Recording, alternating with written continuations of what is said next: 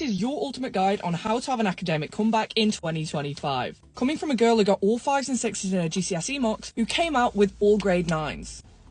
And 2 8s, but we're going to look past that. First things first, planning. Planning is so important. You have a specification. You know that by the time the exams roll around, you need to know literally everything on this specification. First thing you're going to do, you're going to see where you've got up to in the specification in terms of in class, because you are still going to be having lessons up until the exams. What are you going to cover in each class? What have you already covered?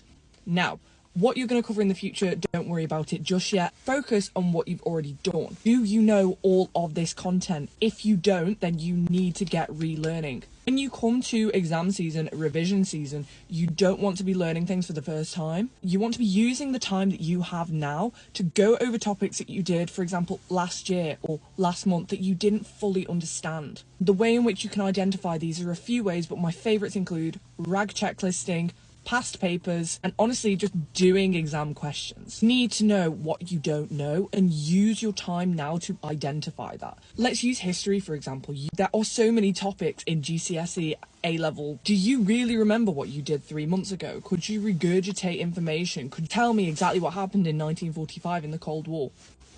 That's something that you need to go over. That's something you need to revise.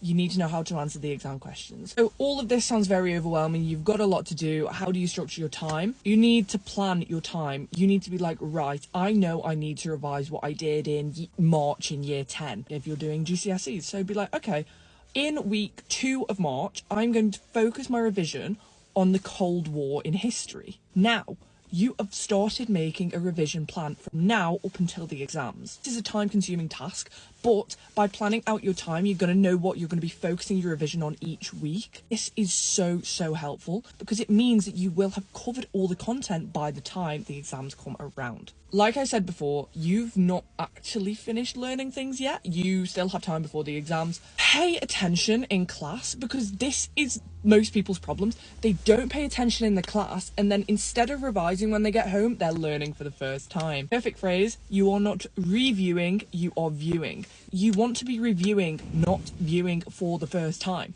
And if you're not listening in class and you're trying to learn things on your own, you are viewing. Pay attention, stop messing around. This is such generic advice, but honestly, it is so important. Then finally, I do not see this talked about online much, but figuring out what revision strategies and revision style works for you. And the only way you can do this is through trying and testing.